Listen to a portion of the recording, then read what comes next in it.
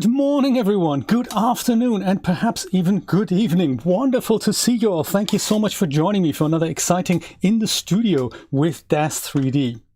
And today we're going to have a little chat about shaders and materials, and I'll show you also how I've made that beautiful black and white render. And it's going to be a nice little open question and answer sessions. If you do have anything that's on your mind, please let me know.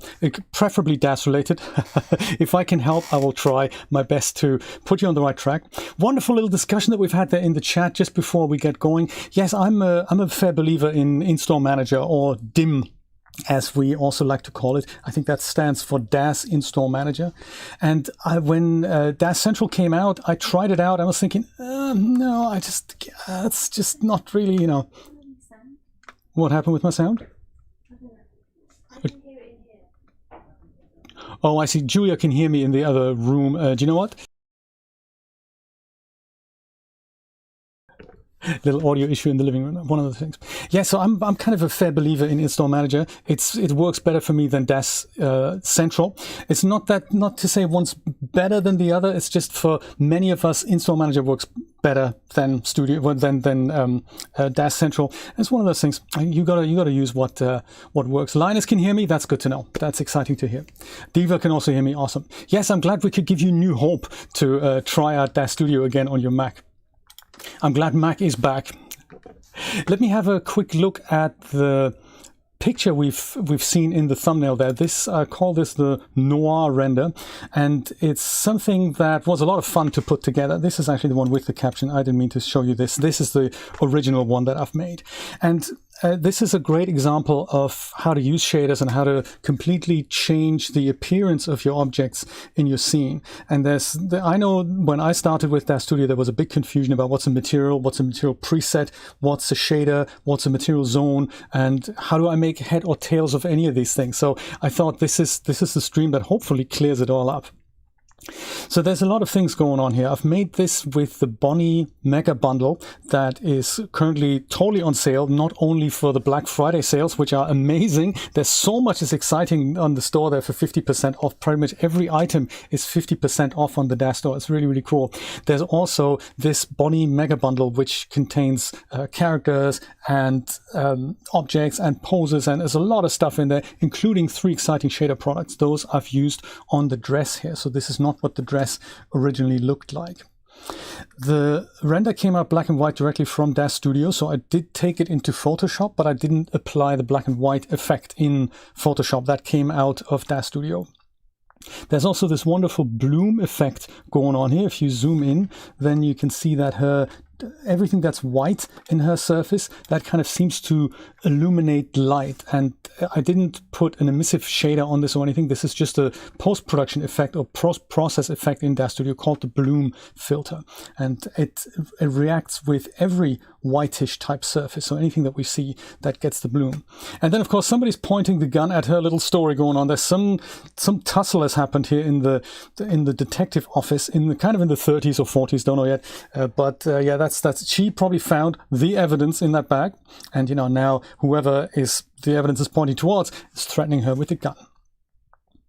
That's the story, and I'm sticking to it. This was a previous version I had made of the render, and then made some small adjustments here. You can see that the bloom effect is different. So this has less bloom. It also has bloom, but it has less bloom. And this is not a surface effect. This is a post-process effect.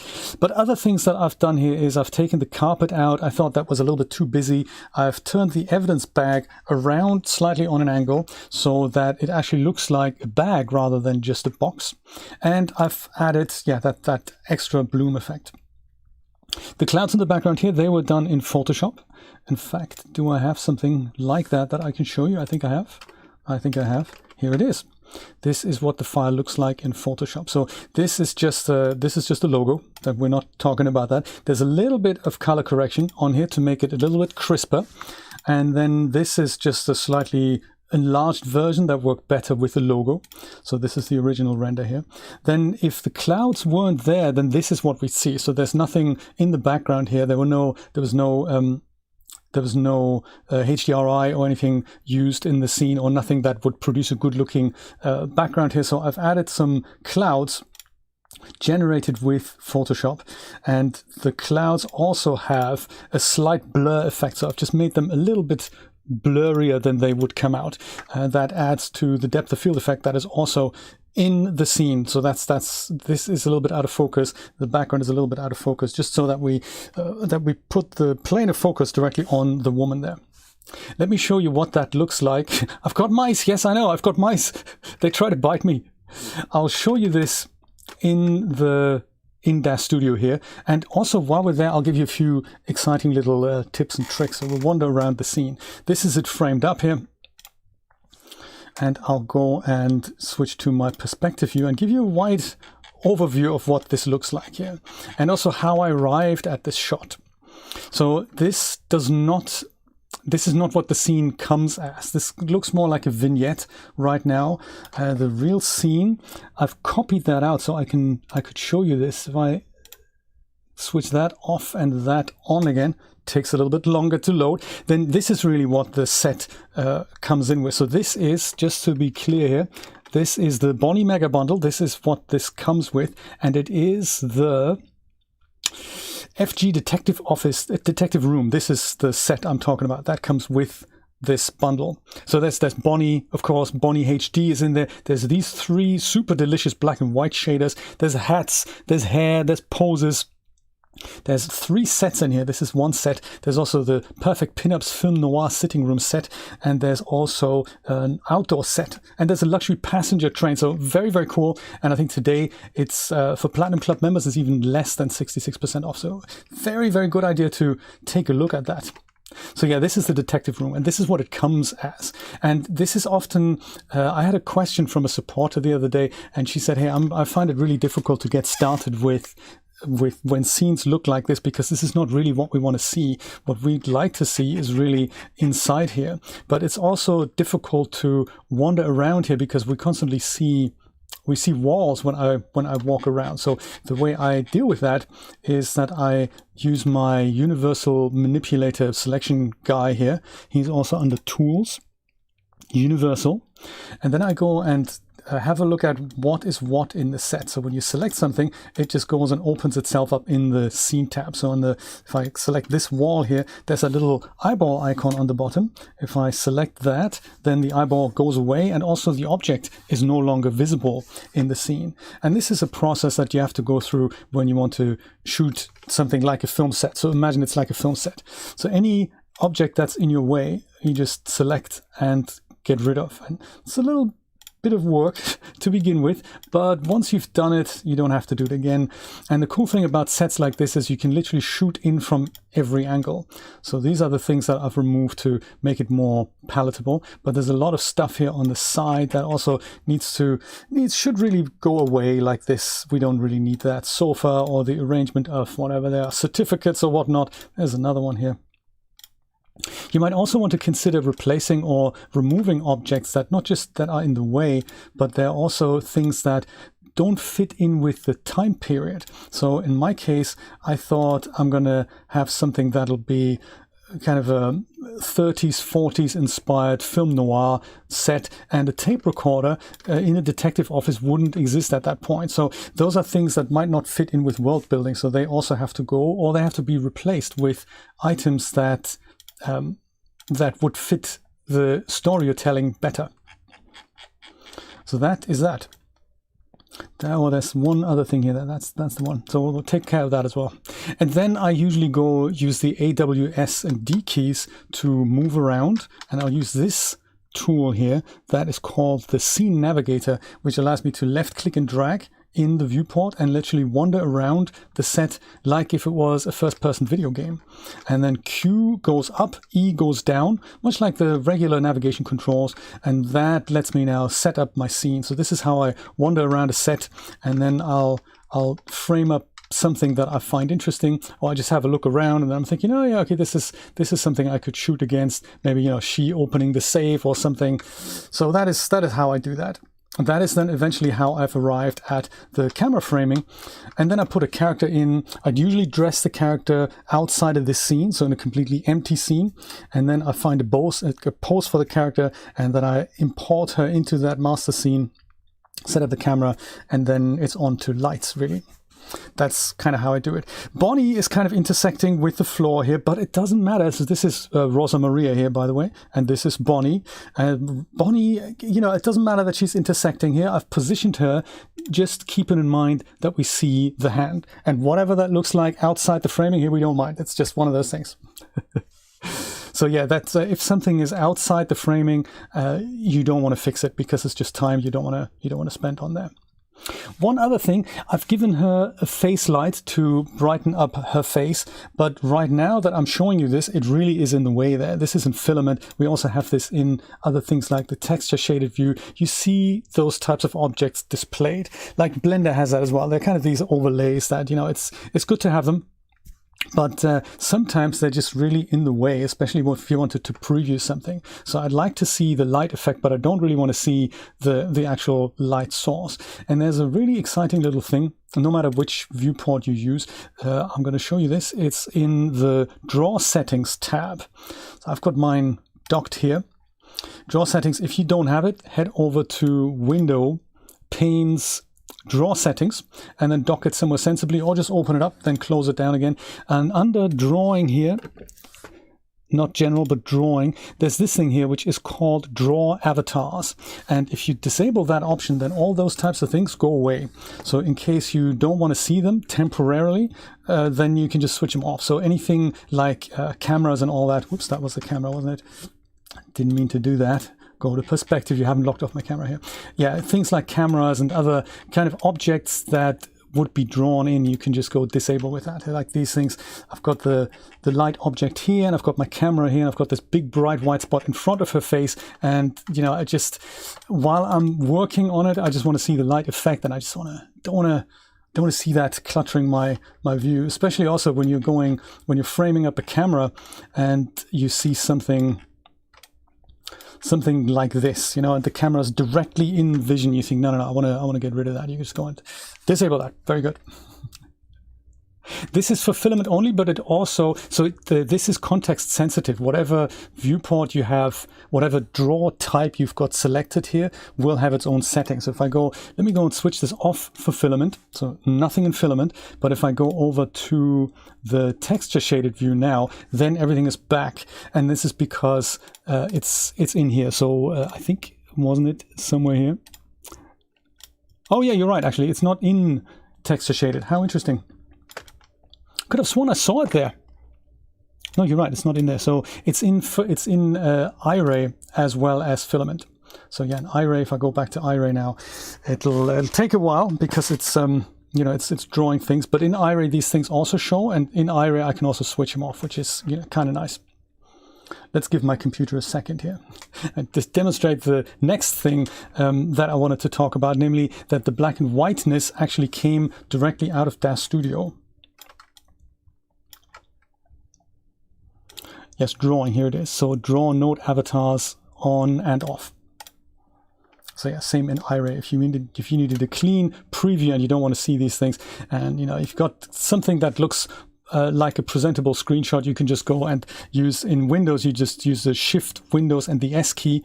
If you wanted to do that, then you can go and grab yourself a screenshot like this and then put it on Instagram and do a quick share if you wanted to do that. So right, black and white is also happening directly in DAZ Studio. So if I go switch this back to Filament, then things become color again, because this effect is something that is applied through the tone mapping tab. And that is something else that's really neat to change the look and feel of your image. I like using it for I like using contrast enhancements just for preview purposes there. And I'll show you where that is. That's on your Render Settings tab under something called Tone Mapping here. Here it is. So under Render Settings, if you don't have that docked, then do dock it. You need to go in there quite frequently. And under Tone Mapping, you've got quite a lot of settings, one of which is the saturation. Right down here. Can we see that? Yes, just about, kind of at the bottom here. So I've turned that to 0. 1 is the default, and 1 is going to make my picture colorful again. but 100% color. You can also increase the color, so to something like 2 or like, 5 or 10. That's a nice little, neat little effect here if you want to just get a visual representation of what this is going to look like with more coloring. You can just preview that right inside the tone mappings tab. Likewise, you can also desaturate it. You don't have to put it to 0. You can put it to something like 0.3, and that has a little bit of color in there still, but it's more or less black and white, just with a little pop art. That's the word I'm looking for. Exactly. Exactly. There's all kinds of other things that you can adjust here. So like burn highlights, crush blacks, you can adjust the gamma. So gamma, like 1.8 gamma, would be a much softer version of the photo, whereas something higher like a 3 would be much harder version of it. You might want to use this in conjunction with both crush blacks and exposure. So if I go put this back, you go crush blacks, that'll basically adjust the gamma curve at the bottom of the knee. And it'll kind of try to drown out, this is an iRay thing. Don't use floating point values. I think they have to stop after the first integer, so the slider isn't advisable here. So 0.3 will work, but 0.35745, that's going to cause an issue with iRay. I don't really know why. So I put it to 5. See what happens. Just play around with these values and see if you can get a color correction in there that already sets the mood of the image. That's what I like doing. But hey, that's just an aside, really. So I'll put the saturation to 0 and leave the crushed blacks and all the gamma stuff alone for now. So that's how I've made the scene. Then I dropped items in, I adjusted things, I made the poses for the characters outside of this scene, saved them as sub-scenes, and then brought them into the scene. And one thing that I found particularly exciting to play around with was, in fact, the dress. I'm going to go back to Filament for that and show you the shaders that I've applied there, and also the reason why I did it.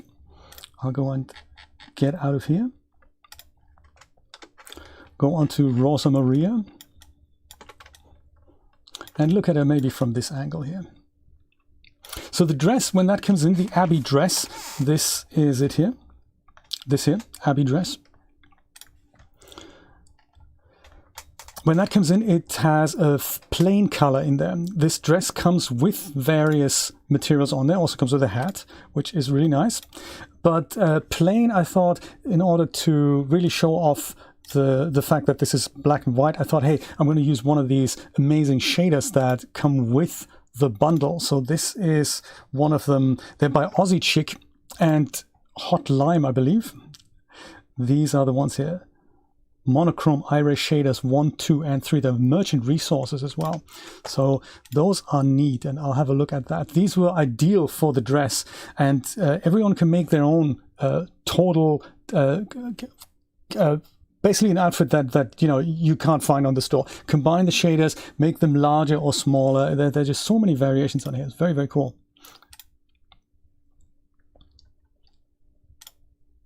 The Omniverse, yes, absolutely. Do you know, speaking of which, we were talking about the Omniverse quite a lot on the NFP Discord server. By the way, guys, if you didn't know this, DAZ have launched an NFP project, well, NFT project that's called NFP, the non-fungible people. And as such, DAZ have released a public Discord server that you're all invited to join. It's really cool. There's a lot of PAs in there. A lot of people are showing off their artworks. It's really about the project, the 8,888 almost randomly generated DAZ characters that DAZ are going to sell as NFTs through OpenSea and other marketplaces on the blockchain, which is really cool. And they look just amazing. They're not pixel graphics, they're high quality photorealistic assets. They also come with the 3D assets, so they're VR ready. You can use them in all kinds of bits and pieces. And that is exactly right. Thank you so much, Brian. That is the link to the Discord server. They do give away bits and pieces every once in a while, both DAZ assets as well as whitelists. So this is really exciting to explore this whole new field. And a lot of us hang out there and we're having a blast of a time. So if you want to take this chat kind of vibe over and chat when there isn't a video playing, then you know this is the place to go. I don't know if DAZ are going to expand this into kind of if they'll have DAZ Studio categories there, or if it's going to be a separate Discord server. I don't really know. But hey, so these are the shaders, some of the shaders that I've used. Some come in white, some come in black. They have these wonderful little patterns on there, and there's 3 packs, so it's very, very, very exciting. So yes, monochrome shaders, these are the ones that I've used. And in order to do that, I'll show you this in an empty scene in a minute, but the way just to finish this thing of how I've built the scene, in order to apply a shader, you can use your surface selection tool. There's a couple of ways to do this, but I'm using the surface selection tool here. I've got it on the toolbar. If you don't have it, it's under Tools, Surface Selection. And then you can go and hover over objects. They're not actually selecting the object, which is what the universal manipulator would do. If we remind ourselves that's this little guy here, if I select something with that, then it goes to this object here, like trophy, or you know, the locker, or this thing. So that selects the whole object, but one object can have multiple material zones on there. And so the surface selection tool then goes and looks at the object, but also picks that particular surface. So in case of the dress, for example, we have 3 material zones here. So when I hover over different parts of the dress, I can see that different surfaces light up. And this is the surface that I can select. The Genesis character has that as well. Same thing, pretty much every object has at least 1 material zone. If not, then it shouldn't be on the DAZ store. So there we go. Yes, it's the surface selection tool up here under Tools, Surface Selection. You can select them differently as well if you already know you've got an object selected, like for example my dress, so Abby dress. If I select that, let's say I had my universal manipulator, I've got the dress selected. I can also go over to the Surfaces tab, and then on here I can see that these are the surfaces, the 3 surfaces that the surface selection tool would have selected, but it's more of a visual selection process. So yes, this is what objects usually look like on the Surfaces tab. This is something, if you're getting into shaders and into how to set up materials, that is what you need to get familiar with. That is, if it's not docked, if you don't have it anywhere, head over to Window and Window Panes, and then it's the Surfaces tab here. That's the one you want. You can float it, you can, you know, put it anywhere as you like. So yes, this is how we select the particular surface. So one surface needs to be selected for a shader to be applied to that surface. And no matter which way you do it, once you've done it, find the shader you'd like to apply. Again, there's a couple of ways to do this. In principle, either you go onto your Smart Surfaces, Smart Content tab, or you find it in the content library. On Smart Content, we can have a look at shaders here, and then we can see the shader products in my case, or the files if you've got that going. And then if I go and double click into a shader product, any of these can now be applied to the surface that I've selected. So let's say this one here, double click it, and then we go and we've replaced that part on the dress. And if we don't like it, we can go and replace it with something else. Or that looks quite nice actually, or that, or that, all that. So magnitude of possibilities to apply a shader there. If I wanted to have a dress that is more like white rather than black, I can just pick one of these things. Maybe pick the sleeves here, go grab this here. I think that's got the kind of the dice on there almost, or maybe the hearts. And then perhaps the belt, that can stay black, but perhaps we'll go make it a different one. Not the hearts, we'll make it like this, or like that, or whatever. Now notice that the pattern that's currently on the dress, that might not look as amazing as you think it should. So I'm thinking perhaps this wavy pattern here on her top, that is nice, but I'd like it to be a little bit smaller. And you can do that as well. You select the surface, and then you go, the shader has, this particular shader product has this kind of built in. These are these tiles here. You can tile the texture that is used to make that effect. That's a loopable, tileable texture, and you can determine how large it should be applied to the shader. We'll look at that on the Surfaces tab in a moment, because you can do that with every shader. It's just that this shader is nice enough that it gives you user-facing controls that do not involve going to the Surfaces tab, which is why I thought it's such a good project to showcase. So you double click this, and then you see this is now much, much larger. If you go with 1:1, if you go 10:10, it goes and it's much, much smaller. But we have everything in between. So 6:6, that might look better. 5:5, 4:4. So it looks to me as if the texture that comes with it, if it's 1:1, this is the original kind of size of the texture, but depending on the size of your UVs or the size of the object, this might not look good. So you get to click these things. Not every shader has that user facing, but every shader can be dealt with like this on the Surfaces tab. So we'll go through that in a moment. That's essentially the basics of how you apply a shader if you have a shader product. Oh, actually, there's another way. There's another way to apply a shader product, and that is directly from the Surfaces tab. So once again, with the surface selected, you also have this thing at the bottom here. So on the Surfaces tab over here, I'm currently in the Editor tab, but there's also a Presets tab. And if you head over there, there's a shaders list here, and this is essentially like a categorization of shaders installed on your system. Those are both Iray as well as 3D Light shaders. So what we're talking about here is largely Iray. 3D Light kind of works the same way, but I'll go into that in a moment. They are two different languages for two different render engines. So let's stick with Iray for now. So under Iray then, we have a whole other list here of things that come pre-installed with DAZ Studio. They're part of the default resources. So if you don't have those installed and you don't see any shaders, then install those via Install Manager, preferably, or DAZ Central, preferably Install Manager. And in those, you'll find things like, car asphalt and stuff like that. So it's essentially like a whole list of things that's in here. You might see more, you might see less. You can pick anything you like in marble, noise, metal. This might be kind of nice in noise. I could have the Perlin noise on her dress. But yeah, this is also how I can pick a shader. So see if we find anything like fabric here. This is quite nice. Fabric, this is another mosaic here. I think this is from 3D Universe. Black circles. If I double click that, this is now going to be applied to the surface that I have selected. And this is what it looks like. I might just undo that because there's two textures overlapping with one another. Yeah, so this is another part of where to find the shaders, either in your content library or on the shader presets tab here in the surfaces property. Yeah, so that is that's that.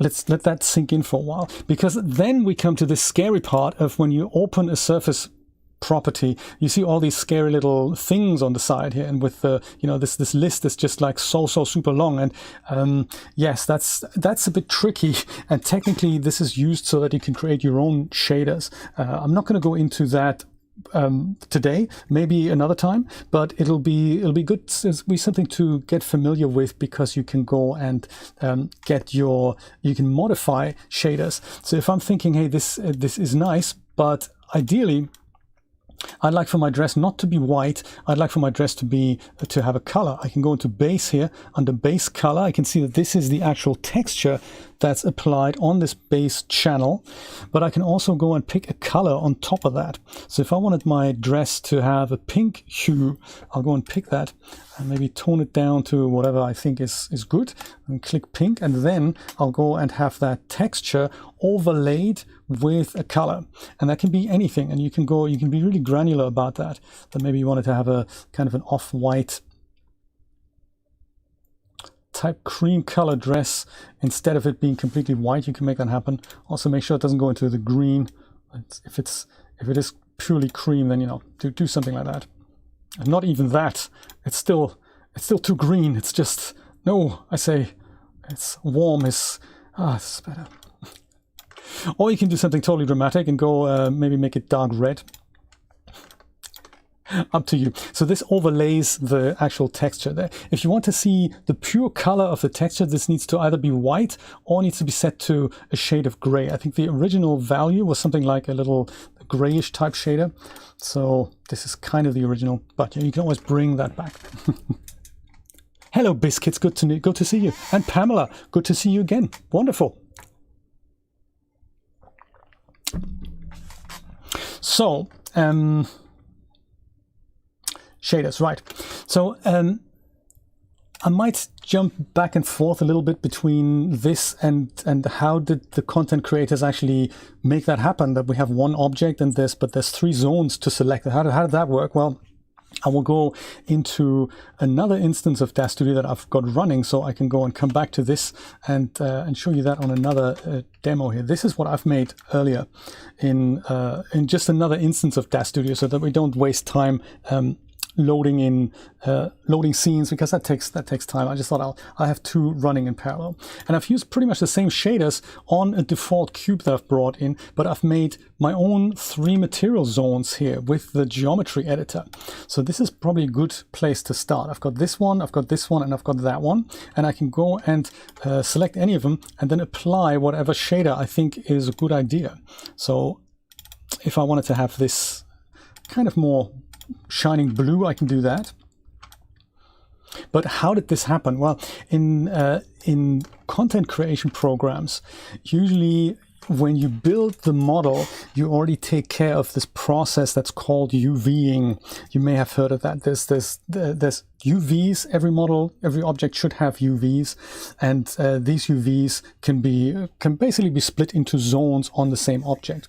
So a material zone is something that can be defined either in DAZ Studio directly or in the 3D modeling program that you make. And to make sure that each program that uses the 3D object knows where to put the 2D textures on the 3D object. There's this process called the UV space, and it is essentially a translation of each vertex on the 3D object, translating that onto a 2-dimensional map that we have a corresponding point on that map, and that shows us where what needs to go.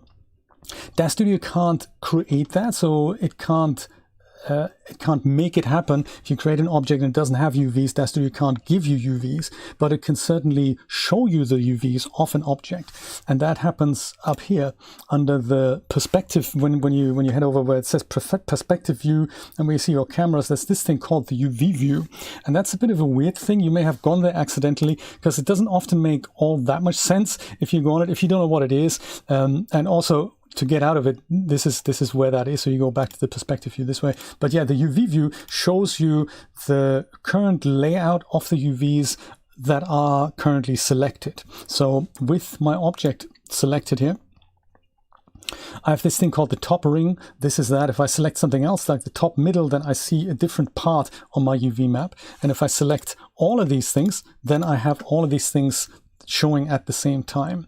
So this is what the UV space looks like. It doesn't look great, but every primitive you create inside DAZ Studio comes with a set of default UVs. So since my object is a cube, I see that my UVs are kind of rectangular little pieces, and that's kind of a giveaway that we should work on the UVs. And the reason why is that if I look at my object here, I look at the side, it looks like these things are not circles. They look like little ovals, and the reason for that is that my UVs are not properly laid out. They're there, but they're not well done. So sometimes you see objects in which you see a texture is applied, but the texture appears to kind of stretch. And it's it's one of those things that's a dead giveaway that the UVs should be done. Primus UV, actually, it doesn't stand for anything, which is good news. It's not an abbreviation. They just thought that they needed to define, I don't even know who they are, but they didn't know what to do after X, Y, and Z. So they had that for the axis of the 3D space, and now they wanted to go and say, well, we need 2 axes for the 2D space, which are kind of also X and Y, but we don't really know which letters we should use for that. So they just use the preceding letters, which is U and V, I believe. So yes. One is U, one is V. I never really quite know which is which, but yes, 3D modeling programs, they do know that. And we can totally have a look at making our own UVs or making these better in something like Blender, if you like. For now, let me go and create a brand new primitive here. Let's go get rid of my cube, and I'll go and create my own, just so that we stay inside DAZ Studio. Usually you wouldn't do this. Usually you would make an object in something like Marvelous Designer or Blender or wherever, and you'll set up UVs in that, and those are then the zones of your objects that need materials. The materials themselves, they're defined in your target application that'll eventually render it. So it could be DAZ Studio, it could also be Blender, it could also be, you know, Maya, could be anything, but the surface descriptions of what the actual properties are, that'll depend on the render engine. This is what makes it so difficult to take things out of DAZ Studio and put them into something else and render them there, because the content you buy for DAZ Studio is set up so that it looks good with the iRay or the 3D Light render engine. When you take the object out and try to render it somewhere else, some of the surface properties, like most of the surface properties, aren't going to be understood by the target render engine. This makes this process a little bit difficult. I don't think we'll be diving into texels in Studio, William. No, we don't. Let me go and make a cube. The important bit here is that I want to have something more than the default division. So default is 1, which means there's only really one face per side. I'm going to make 10. You can make as many as you like, and I'll do that so that I can draw a few bits and pieces on the cube. As it comes in, it's white. If I go over onto the Surfaces tab, I can see that it has a single surface, which is called default. And this is something that DAZ Studio sets up as a convenience thing. That means the cube isn't naked, like back in the day when you used to create a primitive in Blender or on other 3D applications that doesn't necessarily have UV. So in DAZ Studio, these things are there. Bad or not, doesn't really matter. There are UVs there, and UVs are necessary for you to apply textures to an object. Colors you can already apply without UVs, but I think you need UVs to apply textures. So base colors can be applied, but it looks like they're the same everywhere on the whole cube. On this one, well, on this one material zone here. It also, if this was a real life object, it might not want to be called default. You might want to rename that. And thankfully, DAZ Studio can do that. And that is something else, another tool that we need to get familiarized with. And this is that here. This is called the geometry editor. That's a little bit scary, but if we want to make our own material zones on an object, if you want to extend what's there on objects, we might have to look into that. If you don't get it here, it's also under Tools, Geometry Editor. It's really cool. Hexagon can make UVs, yes. Hexagon can unwrap things. It's probably more complex than what you'd get from Blender. So Hexagon, I think it still has its uses for quick adjustments and because of the great integration it has with DAZ Studio, but I would not advise doing UVs in Hexagon. It can do it though, but you're probably better off learning that process in Blender. I think UVs, that's a big topic, so we can dive into that another time. If you're interested in that, I can show you more about UVs and how to create your own, how to unwrap an object and all that, because this is important if you're creating your own objects. So Geometry Editor, it of course has a corresponding Tool Settings tab. This is important. Open that as well if you don't have it. It's also under Window, Panes, Tool Settings. This is also tool sensitive, so whichever tool you select, the tool settings will always change. Now on my cube, I currently can't see the divisions, I can't see the geometry, so let me go and change over into wire texture shaded view, and then I can go and see these are the vertices on my cube. And this here, surfaces, the default surface, this is a material zone that has been created as part of this whole process. I can see that it has 600 vertices on here. I can make it visible or invisible if I wanted to do that with this little eyeball. And these plus and minus signs, they come in handy for something else. If I wanted to change the name of this, I can double click this and call it everything, perhaps. I'll call it everything else actually, or whatever you like. As soon as you do that, the Surfaces tab will pick up that this has changed. So this is how these names come about. If there's something that you disagree with, if you're bringing in object from Marvelous Designer, they're called material_47735 underscore A, you think sleeves might be better, then you just rename it that way, which is cool. I didn't know this for a while, so awesome to know that DAZ Studio supports this. Yeah, so this is how you rename it. Creating your own is equally simple. You use the geometry editor, and you select a bunch of geometries that you would like to become that new material zones. So it could be a whole thing. I'm just left clicking and dragging here to select. If I left click and drag somewhere else, notice that I'm starting a new selection. If I'm left clicking and dragging and I'm thinking, hey, I'd like to add something to the selection, go and hold down, I believe, the shift key. It's not the shift key, it's the control key. It's not that. It's the, what is it? Is it not the shift key? I could have sworn it's the shift key. Oh, something's crashed here. Dude, work with me, man. In an ideal world, it is the shift key that adds to a selection. No, it's not, is it? It's the control key. There we go. I'm so sorry. It's the control key. So make a selection, hold down control to add to the selection. Hold down the alt key to remove from a selection. Like so. And draw yourself a nice material zone that you would like. So maybe this here being the inside bit of the cube. Control, thank you. Yes, thank you, Trevor. One of those things.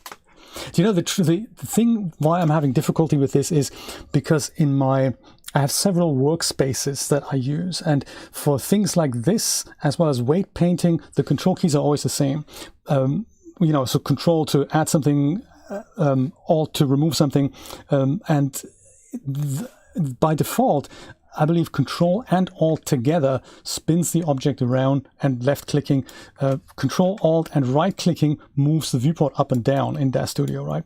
This is not what I use for scene building. So for scene building, I have different modifier keys assigned. I'm just using Alt left click and Shift left click to pan as well as rotate the viewport. So that's why that's an issue for me.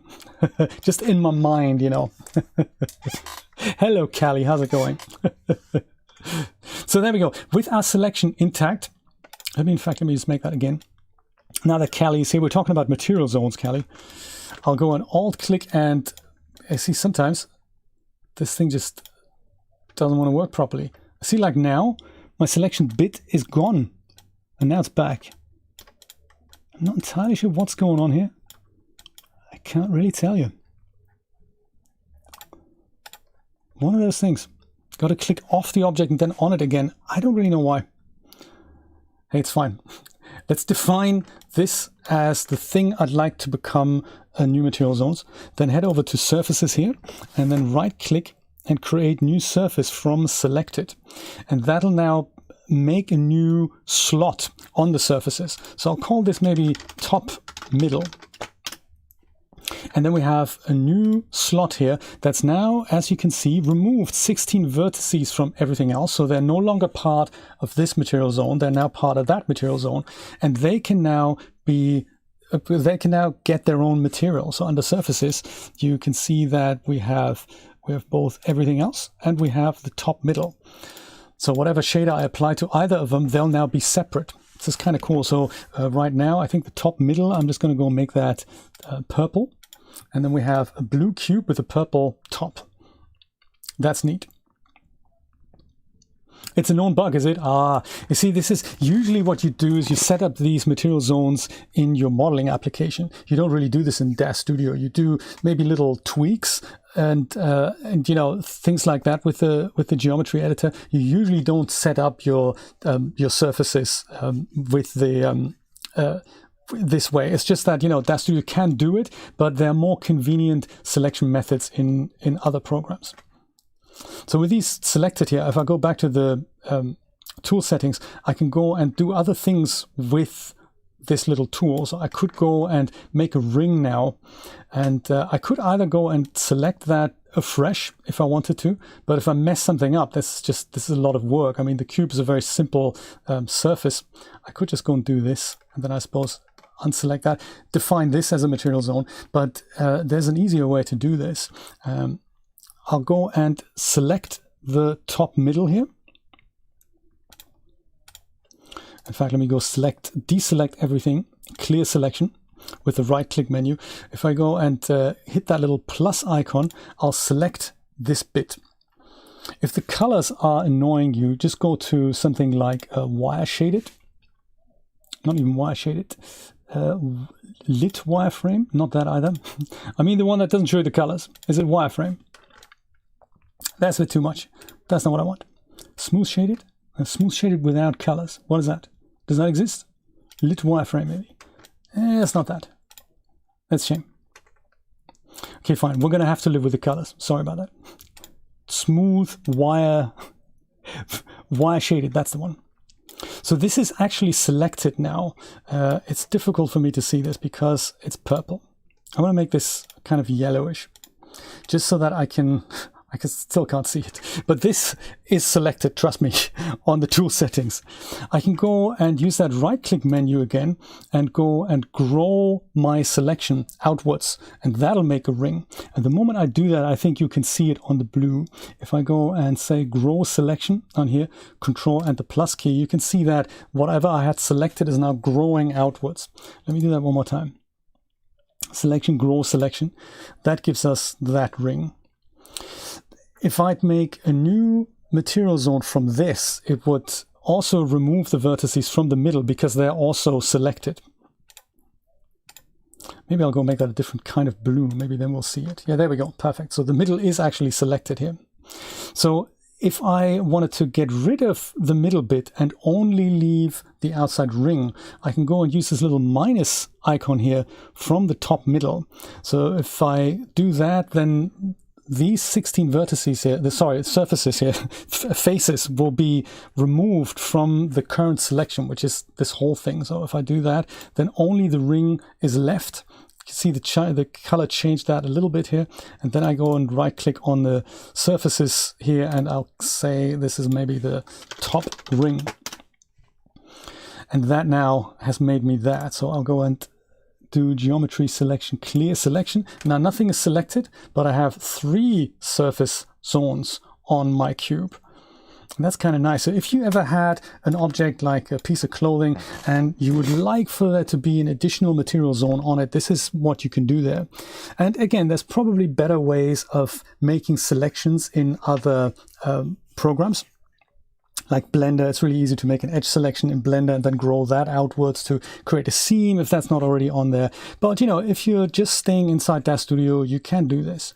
So the beauty now is that with my either with my surface selection tool or with the surface tab here on the presets tab, you can now go and apply different shaders on here. So I can go and say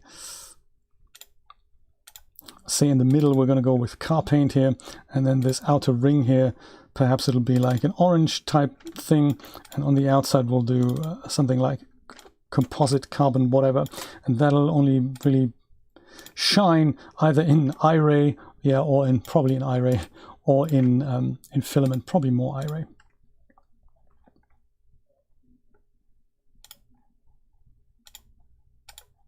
Let me make it square so that we can see the whole thing. There we go. Our own completely different materials on an object of our choice, and that's kind of nice. So if you had an object and it needs different material zones, DAZ Studio or material zones, DAZ Studio is your friend. Now, something that I've hinted at when we looked at the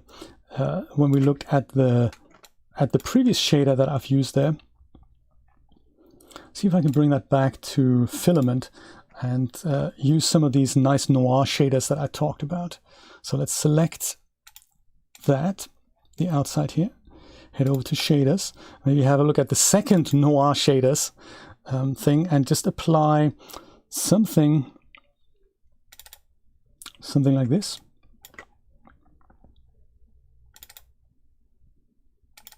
Any of those look super, super nice. They're also merchant resources, by the way. If you're interested in using them in your own projects, that is possible with merchant resources. That's very nice. Let's use this.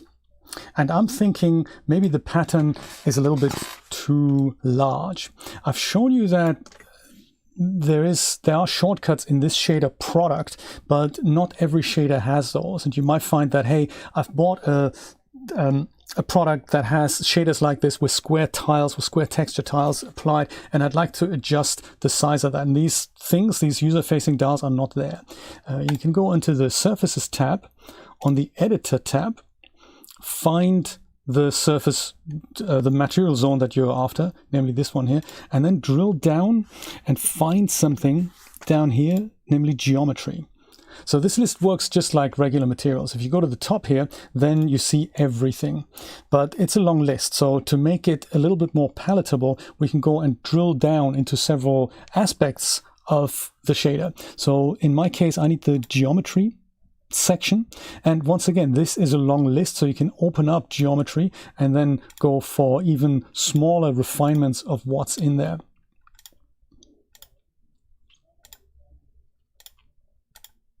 And one of them is the cutout opacity. This is something that lets you make an object kind of transparent. We'll talk about that in a second.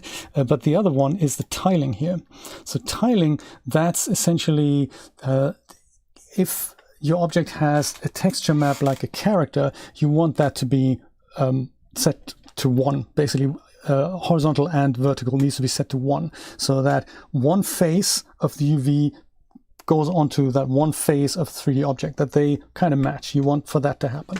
But with tileable textures, like these types of things that are made of little squares that are loopable, you could go with 1 and 1, like this. That's now the original size of the texture, but you can also go and make those smaller or larger.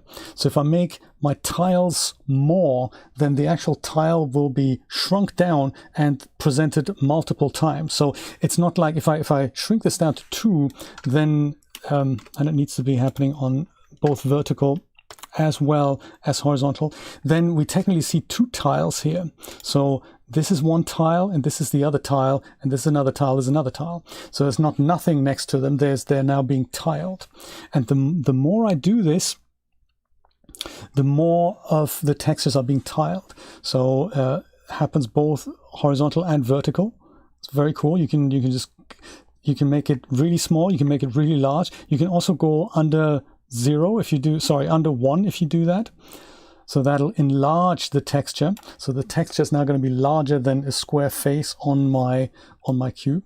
If you go the other way, then it'll mirror that image. It'll mirror basically everything. So also normal maps and bump maps, they're also being mirrored. So whatever used to be going out is now going in. If you go into a negative space, just remember that. But this is essentially what these little sliders there do. This is 1, 1. That's the equivalent to this. 2, 2 is the equivalent, if we go back, to this here. Horizontal and vertical tiles are now set to 2, and so forth. But you might be in a position where you need something, I don't know, special. Maybe 5 and 5 isn't quite working for you. Maybe you want something that is 4 on the vertical and 7 on the horizontal. You can do that. You can change them independently. They don't necessarily need to go with one another. I mean, make a wavy pattern like this. Also, the other 2 things here, the horizontal offset and the vertical offset, they define where that tile begins and where it ends. So it essentially just moves them over. It doesn't change the tiling size, it just moves the position in relation to the object in both ways. Wouldn't it be cool if we could animate these things? That'd be cool. Hey Chris, how's it going? Good to see you, sir. It does not actually run 0. It does not have an impact on the render times. It shouldn't. I mean, it could be when there's more normals to be calculated. Usually it doesn't. So assume it doesn't. It's the same texture that gets loaded into memory. It's just, stretched up and down a little bit differently.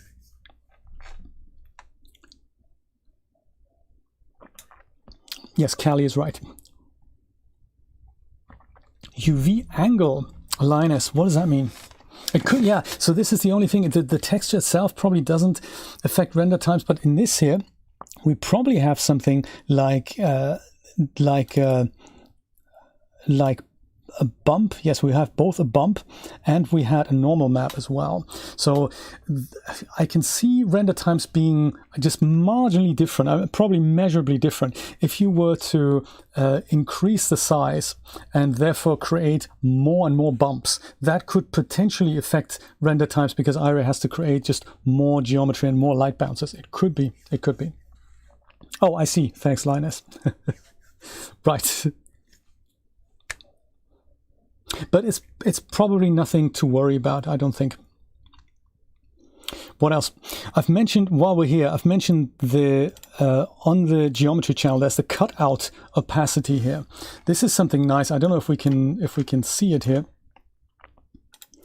But cutout opacity is how transparent your object is. So if I turn this down, you can see when it's 0, that surface isn't being displayed at all. But if I go and bring that in, 1 is like 100% opaque, 50% is 50% visible.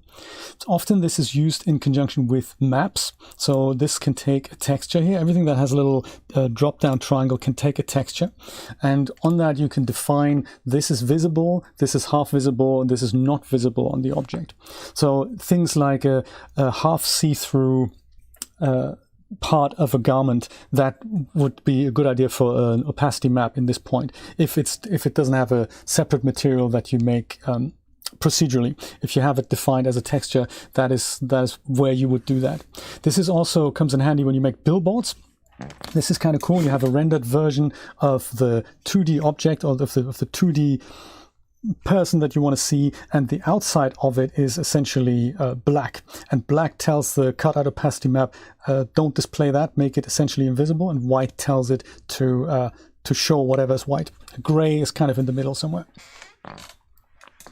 Do you know, exactly, for lace and stuff like that is perfect. Sometimes even something that's just a little bit transparent. Yeah, Filament doesn't really like it that much. Filament has, I mean, it kind of displays it, but yeah, it's let's use a different material. Let's use the top one here, the top ring, and mess with that. Oh, that doesn't actually have that defined. Gotcha. What a shame. Maybe the top middle. Yeah, there we go. That's got that. So this ring here. It's sometimes nice when you just have something that is, just a little bit see-through. It just goes a long way to create a really nice sheen effect, like 0.9 or something. Also, this cutout opacity channel, I'm sure you've seen this before on certain hair products. Often you get these really weird little splodges on the outside of hair, like these really grainy bits and pieces. If you turn the cutout opacity of every object to 0.999, then those blotches will go away. That's kind of a really interesting material thing. Probably a good demo to be had. Do we have the time? Yes, we do. Let's do that. Cutout opacity. Yes. There's a lot of other bits and pieces on the shader that you can set on every of these parts. So like under base emission, under diffuse color. We've talked about this already. Whatever color you have there will overlay the texture. So if you want to have the texture color showing through, this needs to be white. But if you don't work with textures, or if you work with kind of tileable textures like these ones on the side here, this is a kind of nice way to adjust that. So those are things you might want to experiment with. On base, under diffuse, the base color, that's one thing I say experiment with that.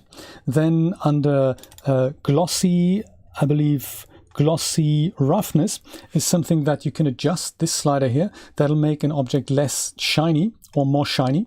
You can also add a map there. Bump, usually that's not something you want to change unless you know what you're doing, or unless there's a map in there. Same with metallicity, but the cutout opacity and the tiling on the geometry tab. So those are things I'd say go grab it and grab some materials and play around with this and see how it changes your object. This is actually something interesting. Let's go and let me demonstrate this hair issue quickly. I'll do this with my stream safe textures here with the Genesis 8 figure, and with a hair product that I know will cause this problem. And then we'll do a very quick Iray render, and I'll show you the relief, because that's directly related to cutout opacity. I believe my Monica hair has that. If only I could find it.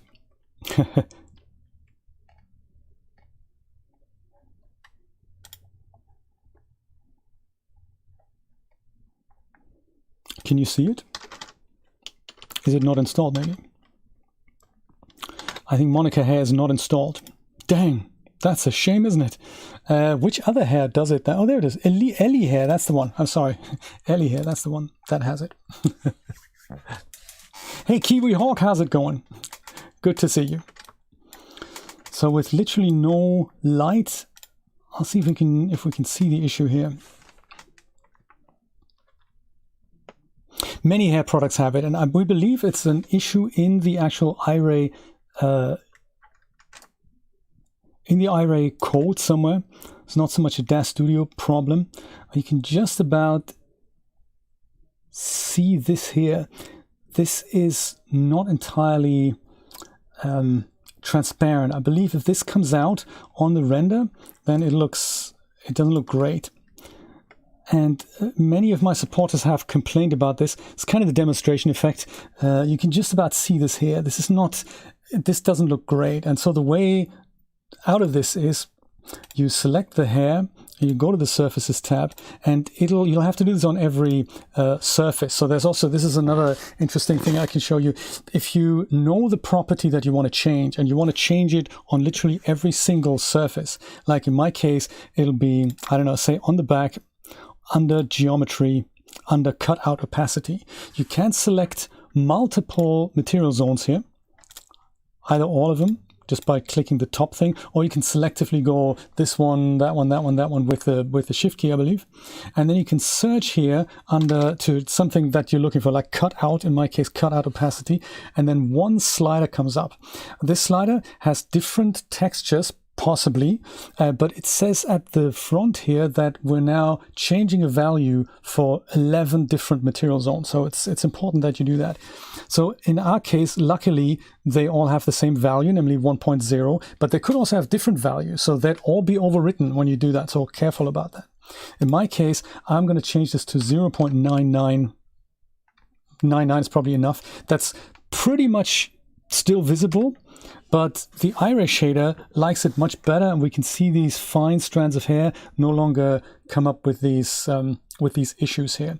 And for whatever reason, iRay doesn't recognize it by default. It kind of renders these little splodges there. But if you use this trick on hair, then you're good. So it's many hair products have this, and it's not the vendor's fault. I've heard a lot of complaints about, hey, this vendor should really do X, Y, Z. It's not the vendor's fault. It's not the vendor's fault. It's something in iRay that was introduced at one point. It's not even DAZ's fault. It's the NVIDIA people's fault. It's not even NVIDIA's fault anymore. It just is there, and this is a workaround. It's what I'm trying to say. No, it doesn't seem to be pixelation, that's it. It doesn't seem to be the type of light, Trevor. It appears to be just all over, and it doesn't matter if you have an HDRI, if you have a strong backlight, it just happens all the time. And it doesn't happen with every product, so we don't really know what the difference is, but these things do happen. What else was there that I could show you about shaders? There was something else, I just can't quite remember. It could be the edges of the alphas, Kiwi, that's possible.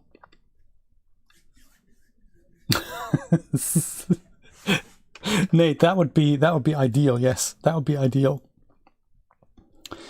I had planned something else, and I can't currently think what it was. Do you know what? Let's move on to a slightly different topic that we might all want to know about, and that is that DAZ have done a bit of a surprise drop this week and given us a new version of DAZ Studio. So this is something that you may have caught by surprise here.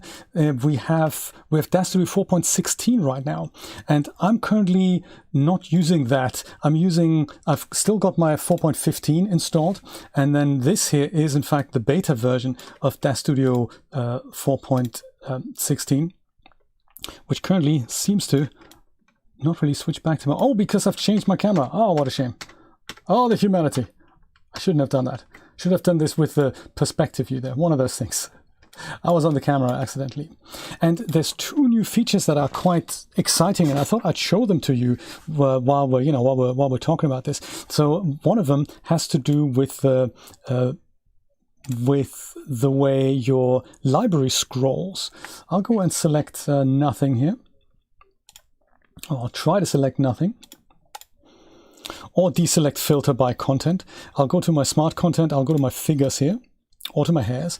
So in 4.15, when you scroll the library, it always scrolls 3 rows at a time. And that's nice, that's neat, but that might be too fast sometimes. It's still there in 4.16, but you can now go and hold down the Shift key and scroll, and then it only scrolls 1 row at a time. This is quite nice. So the default behavior was that, like, Bridget's now going to be gone. If I scroll down, Bridget's gone, Mrs. Chow is at the top row. But now with 4.16, we can hold Shift down and then scroll down, and then I go do this row by row. That's kind of cool.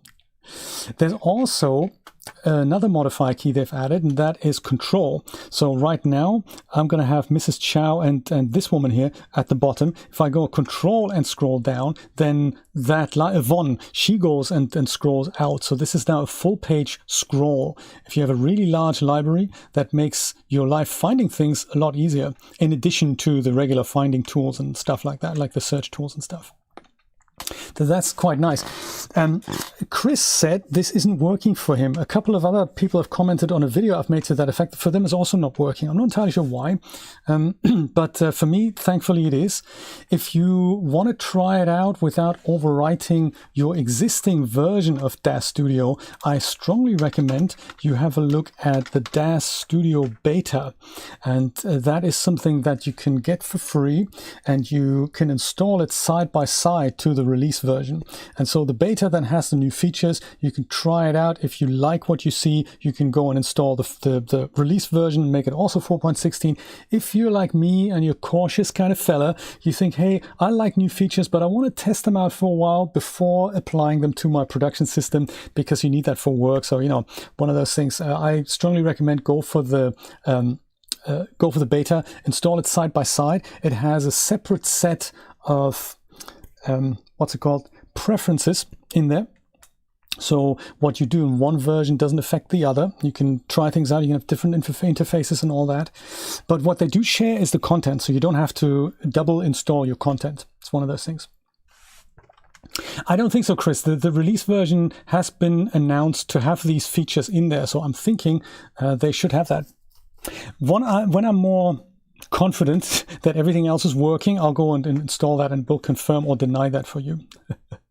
One of those things. I'm a big fan of having multiple versions installed and trying that.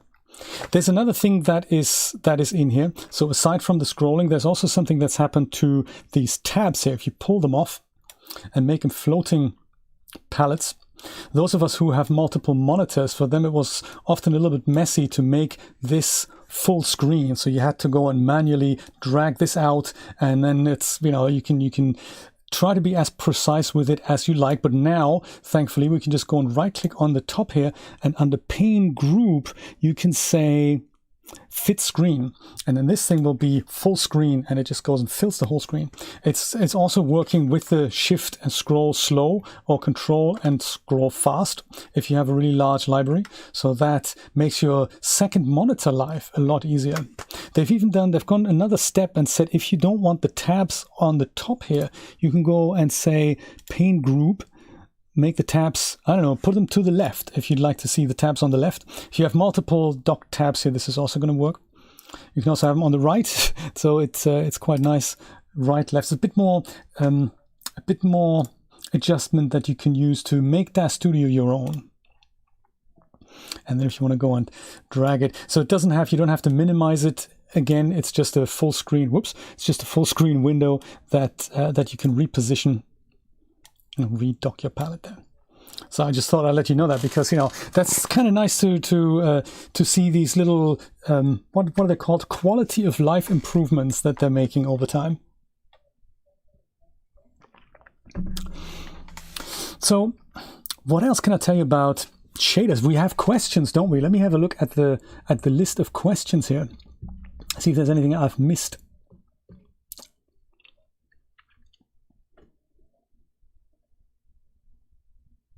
Trevor says, not a question, but it offers the info. If you want to get rid of something in the set, then you can set the opacity of an object to 0. That is true. There's actually, we talked about the geometry editor. This is something else I wanted to show you here. If ever, and I might just use this on a new scene here.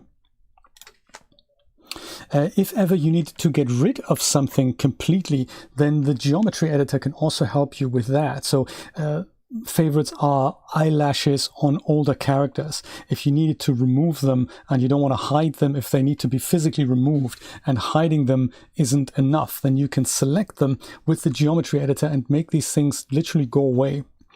Let's just see when DAZ Studio comes back to life here with a brand new scene, and then I'll show you this, how to punch a hole into a primitive.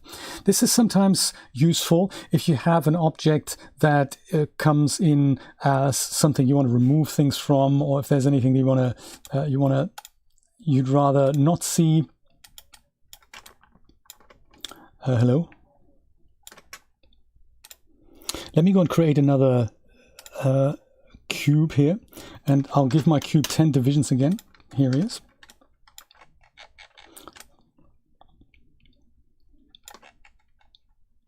I think I've still got the node avatars, node wireframes. There we go. So that's not, sorry, that's not what I meant. This here, there. I like to see my ground. So if I switch this over to wire texture shaded again, and I'd like to remove parts of this object, I can go back into my geometry editor under the tool settings, and then I go make a selection here, like say this. And now with the selection, I can go and right click and say geometry editing and say delete selected polygons. So this is along the same lines, Trevor. If you want to make sure they get removed permanently, you can do that. DAZ Studio gives you a little bit of warning, and then that geometry is removed. This is cool and you can use it, but be aware that it might have it may have consequences of an object, especially when it's smoothed. At that point, the edges might not look the same. So if you're punching a hole in, you can also use you can remove a whole object if you have something that consists of 3 or 4, say cubes or something, or maybe a knob on a door and you want to remove the knob completely. You can just select the whole knob and just remove that in its entirety. So that's another option that you can do, in case you ever need to remove geometry from, from your objects. Mickey P73 with opacity at 0, textures will still get loaded into RAM. Good point. Yes, it will still do that. Yes. So even though there's 0, it'll still end up in your GPU's RAM. That is absolutely correct. Malcolm says, please do a tutorial on UVs. Okay, I mean, we do have time. I can certainly show you the basics of UVs and how you can use the different UV sets on the same object. That is also an interesting thing that we might want to talk about. UV sets, in case you didn't know this is also on the Surfaces tab, and you see this on some of the characters. 8.1 is a good example of that. So that's on a per surface basis. That's also under the Geometry tab.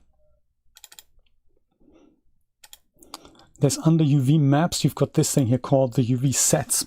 And so the UV unwrapping that can be done multiple times on the same object, resulting in multiple UV sets. So you may have seen this, that there are products that essentially do this to characters so that you can use an older generation texture set on a newer generation character. So what these products do is they have laid out on a second UV set a different way of UV unwrapping the character, and then the old texture applied to the new character that used to give streaks and gaps and whatnot, that's therefore fixed. That's a UV set. So that's if you unwrap the object multiple times with different just with a different UV wrapping, one object can have multiple UV sets.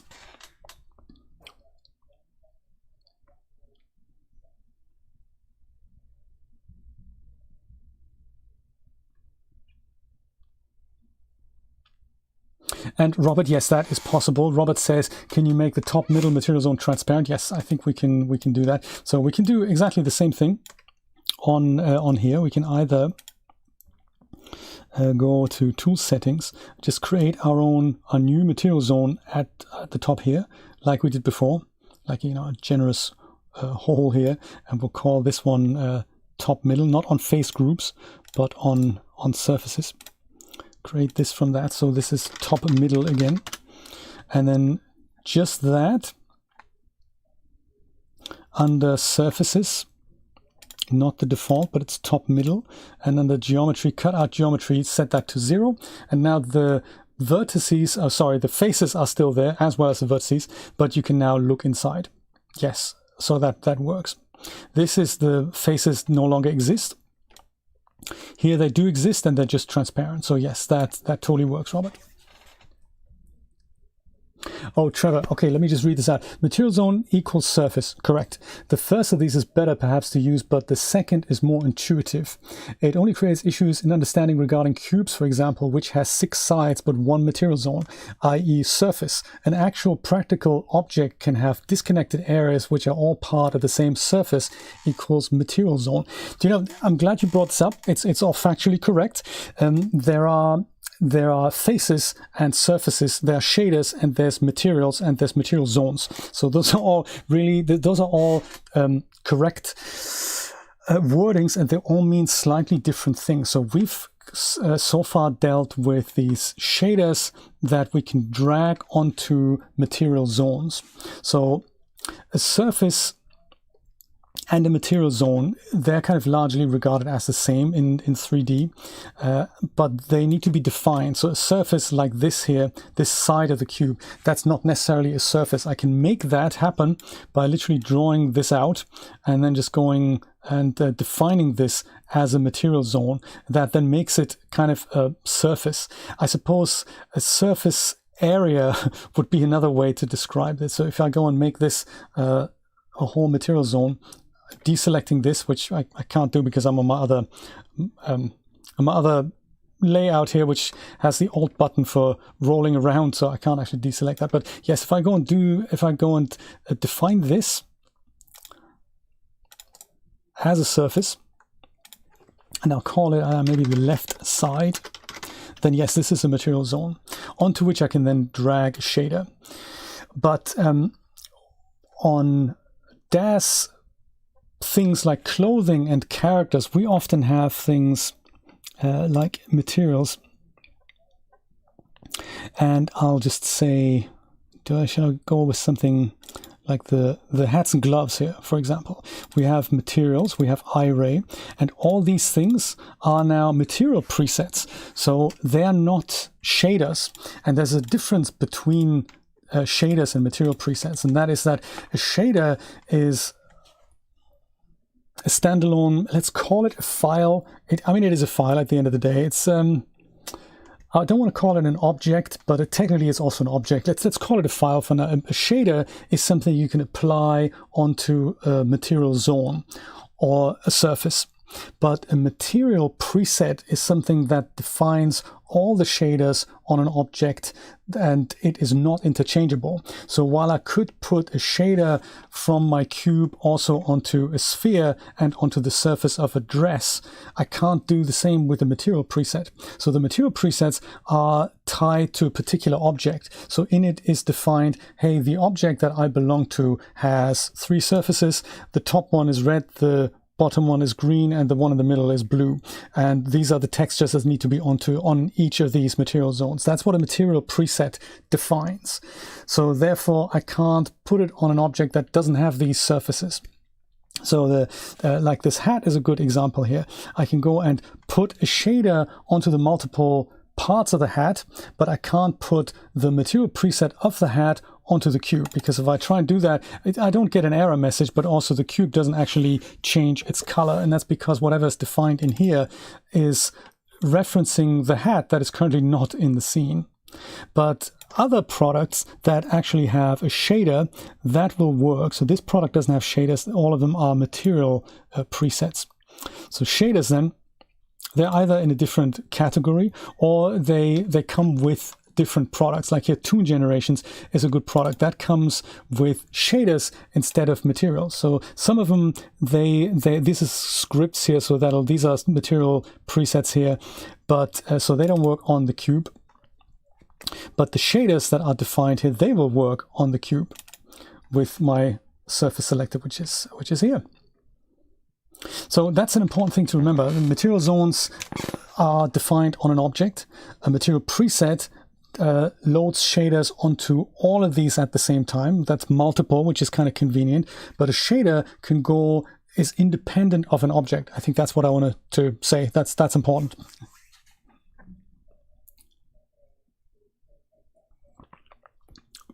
Shaders are matte settings that can be applied to individual matte zones. That's right.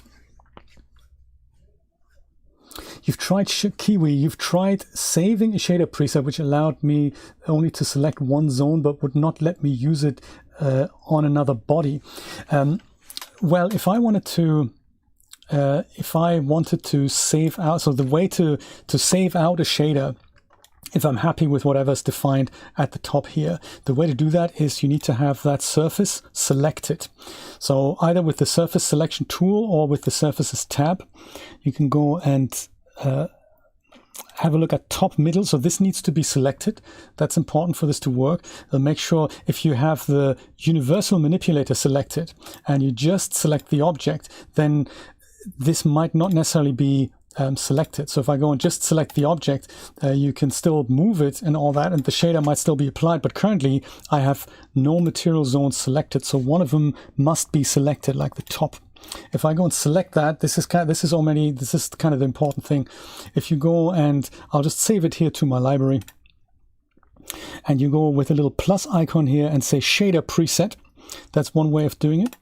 Or you go to File, Save As. So I'll call it my fave shader, and I'll save it down here. It also tells you which of these things would you like to save. If you have multiple selected, would you like to save multiple shaders? There's also properties that you can set here. So if you don't want to oversave the UV maps, they're not ticked here at the moment. If you don't want to save the surface simulation properties, you just disable that. That's kind of nice.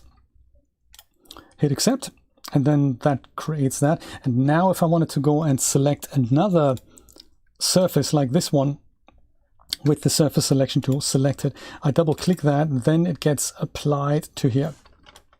So it does work, but you have to select the correct Kiwi for yourself to save a shader. You can, if you don't want to use the little plus icon down here, the other way to do it is to do File, Save As, Shader Preset. That's the same thing. A skin shader, well, a skin shader usually references a texture. So that texture probably, or the textures defined in the shader, they'll be not the files won't be saved with the shader, but references to those files will be saved with the shader. And if they don't apply to another object, if your second character has different UVs, then your shader isn't going to work. That's probably what the problem was.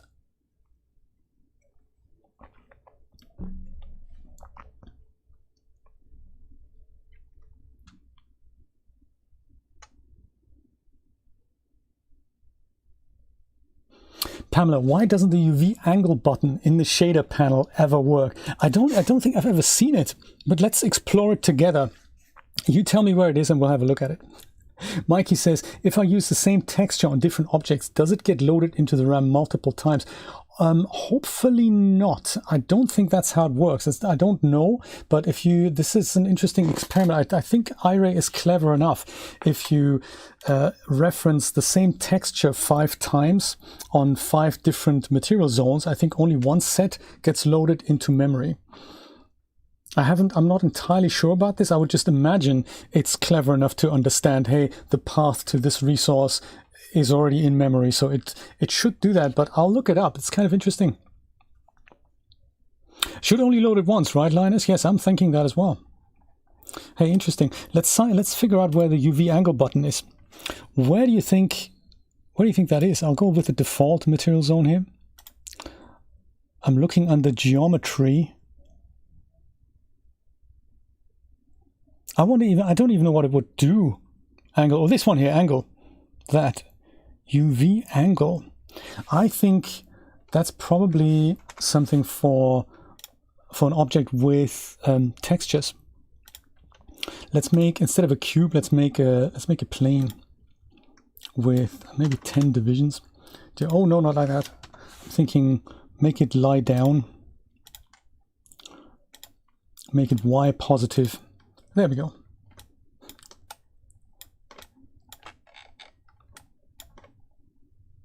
And let's go load one of those exciting black and white noir shaders on there because I really, really like them. Maybe from pack number 3. Let's use something with little squares. Oops, sorry, yes. Obviously, select the surface, otherwise isn't going to work. And put that on here. There we go. Perfect.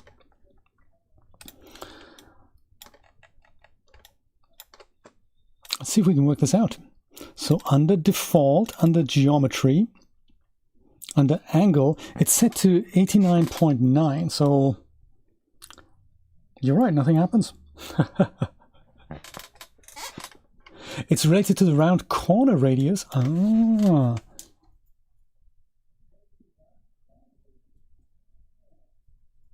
Oh, Lioness, so when you do that, do you use textures with your characters? Yes, right? I suppose they then, each figure that you use them for, they use the same UVs. Maybe that's why the textures fit. Round corner radius, I have no idea. I have no idea. It's something I'm not really familiar with. I'm also not entirely sure why it would be 89.90 instead of 90. I would kind of expect that to happen. I suppose, you know, there's a reason for that. But hey, thanks, Pamela. You've given me sleepless nights now because I'm thinking there's a property that I didn't know exists. That's exciting. Hey, that's possible. Kelly, that is possible.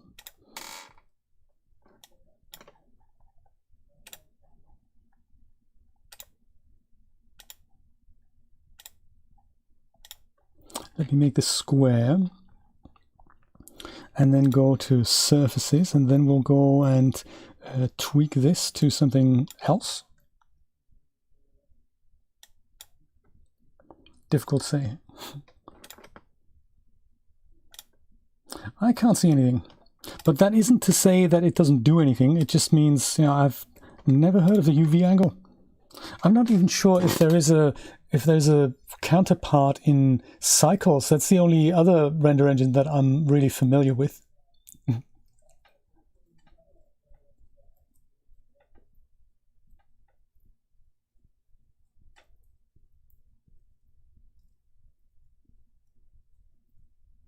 Shading angle, okay. If you have a flat surface, it should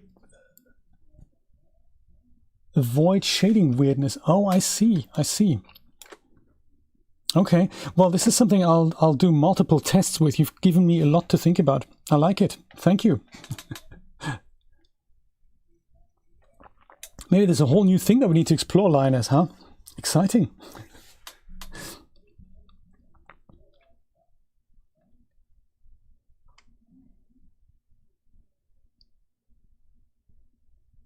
Oh, Dude a Fool, thank you so much for saying that. I never talk in chat. Just wanted to thank you all for doing these live streams lately. They've been super helpful. I'm really glad they're helping. This is nice. I mean, this is almost like a really nice extension of coming together and having a chat about things. We do have kind of half an hour. I could just show you the basics of UV mapping, or of how UVs relate in Blender, and how we can do that in Blender, bring things into DAZ Studio so that we can see that. We can either do that, or the other thing that is currently on my mind, because it's fairly interesting, the way these shaders are actually made so that that they look as impressive as some of the products look out there. Not so much skin, I mean skin as well, but things like properly done, like gold, or things like statues with blemishes on there.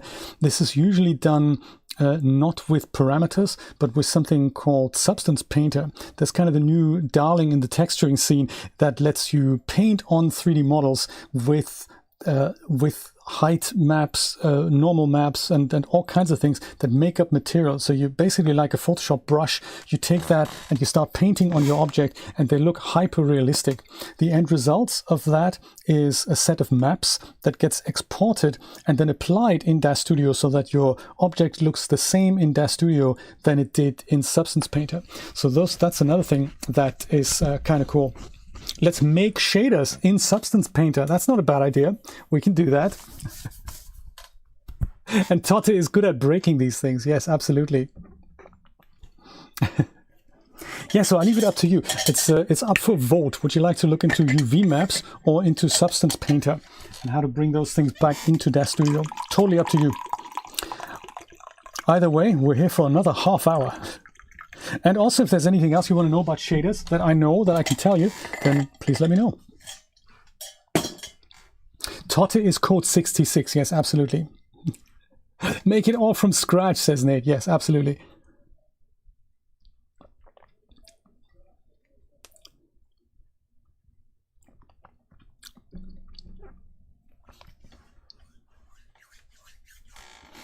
Yes, we all have our alternate names, don't we, Callie? Callie's also known as the feral woman outside of being Callie. So yeah, that's all kinds of things. Substance, by the way, speaking of Substance, big news for those of you who are thinking of trying Substance Painter out. I thought it was only available as a subscription version from Adobe, but that is no longer the case. They have brought out a new version that is available as a perpetual license and is currently up for 30% off, I believe, from the Steam store. And if you don't use Steam, if you don't like Steam, that's kind of tough. You got to get over that. But this is the only place where you can get the latest version of, if you can spell Substance, as a perpetual license. Substance Painter 2022, $100. Gives you perpetual license. So we were just talking about this, Kiwi, so you can get this and then start painting your own models. It's such a deep thing. I have a feeling we're going to make multiple tutorials here on the DAZ channels of how this applies to changing the look and feel of your objects. $100 is cheap, yes. So the Adobe subscription costs you $20 a month, and that includes, I believe, 10 or 20 credits for Substance materials that you can use that this version does not include. This version also, just to put that out there, this version only includes Painter and not Substance, the other two things that I always forget that I don't actually really use. The one is to make procedural materials, Substance something, and then the other one is Substance something else. Like, I forgot these things. So the subscription comes with 3, Painter, these are the 2, and this one does not. This is only Painter, and there's no materials aside from the starter materials. Designer and Sampler, that's it, Totte, exactly, absolutely, exactly. Thank you. So what would you like to do, UVs or Substance Painter? Substance Mixer, oh my goodness, that's another exciting thing. No worries, thanks for dropping by, Callie. Maybe we can do both. Let me go bring up the blender. Substance Abuser, yes, I like it. Substance something and Substance thingy sounds better, doesn't it? Oh yes, that is another thing. Yeah, that is completely confusing. Yes, let me show you the one last thing. This is something I hoped nobody would bring this up, but yeah, there is. If you think this representation of a shader with these little channels here is a little bit much and confusing, there is also a node representation inside DAZ Studio that I could quickly show you. And it's not for the faint-hearted, but it is there. So let me go and show you this. Under Windows Panes, there's something that you need to open for that I usually don't have open, and it's called the Shader Mixer. And if you open that, you can just go dock that somewhere. Let me go and close my tab down here. This looks harmless enough, and it looks a bit like the node representation that that Blender has. This is not the shader, by the way, that we see at the moment, but we can import this. So whatever is selected here, like the default, we can import that into this node representation with this little thing here, File, Import from Scene. So that will go and bring in this definition from over here into this. So that's material, that's what we need to do. And when I do that, we get this. And that is technically the node representation of what we see on the other side. This is difficult, and I'm not entirely sure exactly how it works, but somebody sat there and put all these blocks together, and they've done this because an Iray material still looks good on the 3D Light engine. So this probably needs a larger screen than the one I have and more understanding of the subject matter, but at the end of the day, this is how these channels ended up here. So sometimes you open up shaders, especially the ones that come with DAZ Studio in the, like over here on the presets under Iray, like the car paint shaders and that, they look very different. And this looks so complicated because this is all technically the so-called Iray Uber shader. And that is made very particularly exposing a lot of Iray properties, but also at the same time trying to make them compatible with 3D Light, so that if we apply such a shader onto an object and then render it in 3D Light, it doesn't look like nothing, or it doesn't look like black. It looks at least kind of halfway there. There might still be additional tweaking that's involved. It's also there so that it works the other way around, that you can use a 3D Light shader and apply it to an object and then render it in Iray.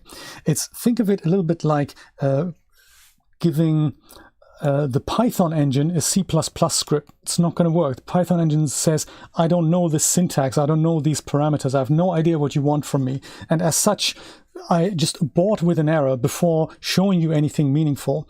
And this shader looks so complex because this interoperability has happened there. So yes, this is kind of a masterpiece. If any of you know more about this, please let me know. I'd love to learn this, but I have no idea how to really use it. I just wanted you to know that this is there, and this is what your Iray Uber shader looks like in a node representation. So I suppose then, if we had a different object and give that a different shader, I think it'll look very different. Let's go and try that. Maybe might make a sphere, and on the sphere, let's select that and put a car paint shader on there, like this one here. If we look at that, some of the channels are missing. It looks different. It's still fairly complicated. I was trying to look for something like a very easy shader, maybe a glass shader. A glass is probably not easy. No, glass is just as complicated. How about a leather shader? That's gonna be easy. Still looks fairly complicated.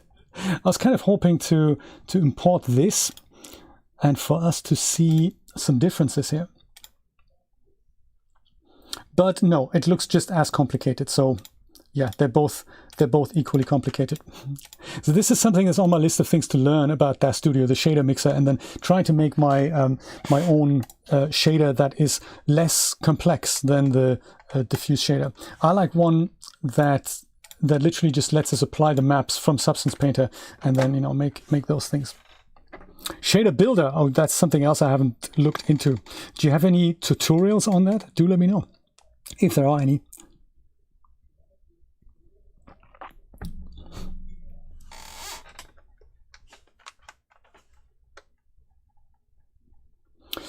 Iron Man was an expert, but she moved on. Yes, what a shame. Let me have a look at Blender quickly and just show you the basics of how UVs relate to shaders and how things like that actually end up on our objects. And also how the Blender cube will look very different than the DAZ cube if we go and make both of these happen. I'm not going to destroy this little guy.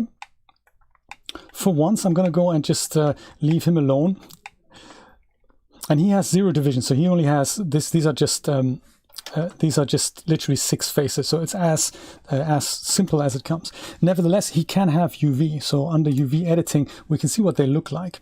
This is what this cube's UVs are laid out as, and DAZ's UVs are slightly different.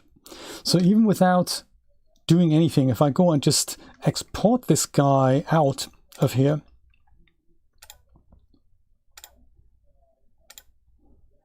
perhaps on a new folder on the desktop, I'll call this just OBJs, and I'll call this Blender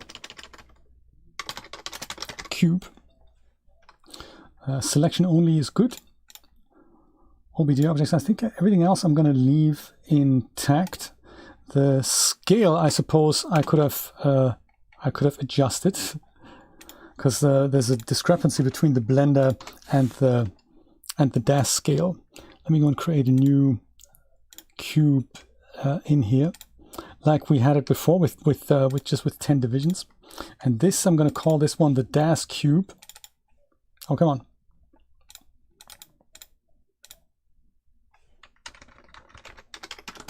The DAZ cube, and I will go and move him to the side a little. I'm going to go import. Actually, I've made a mistake. This is now a cube with 10 divisions, right? I should really make a Blender cube that looks like that as well. Let me do that. So I'll delete the default cube.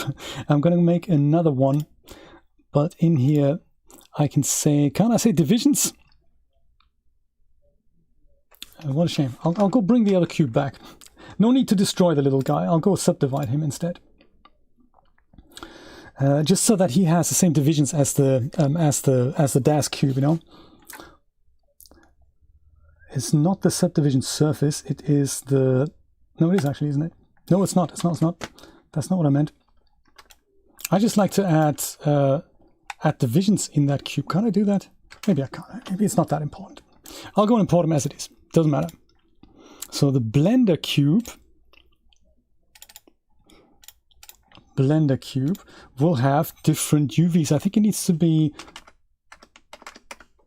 much larger. It's significantly larger now. Let me go make it 50% smaller, so just that it's the same size-ish as the DAZ cube here. Yeah, I think this is 2 meters. The DAZ cube is 1 meter. We could just, make it subdivision modifier, but then it collapses, doesn't it? Do I need to define hard edges then? It's just so.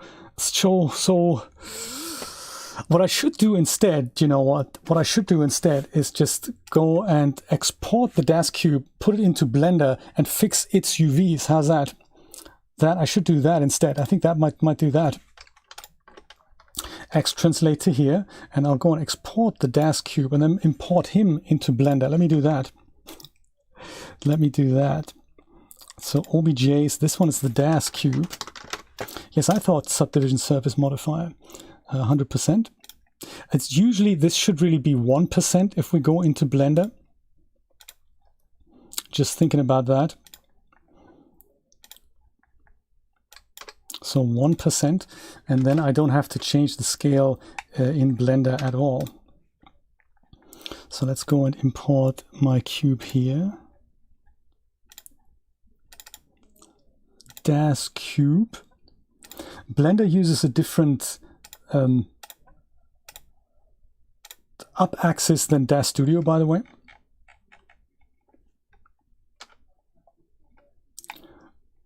I don't see it. Where is it?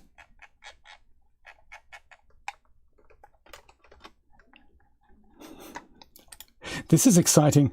I was going to show you something super quick, and what happens is it doesn't quite work.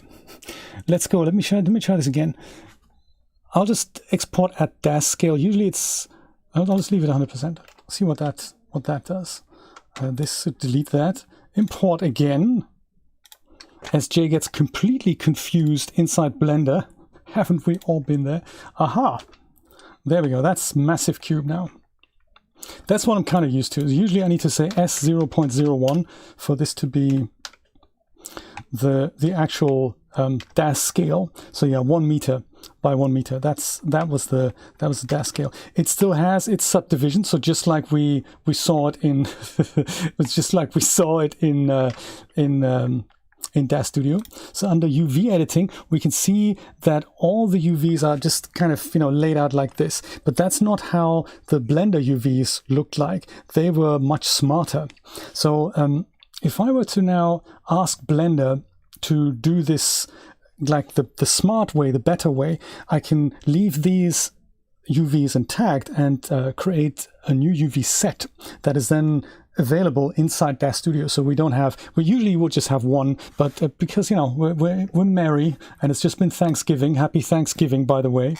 I'm going to go and change the name of this. So under UV map down here, there's something that's called UV map. That's just called this UV map. I'm going to call it DAZ UVs, and I'm going to add another one that's also called UV map. This one I'm going to call smart UVs. There's also DAZ UVs should have a space here, I'm thinking. There we go. Excellent, excellent. So currently they are exactly the same. So whichever one I select here, I think is the one that we're using. But I can now go and re-unwrap this object. Blender is really clever in doing that. I can either go UV and unwrap, or I can do Smart UV project.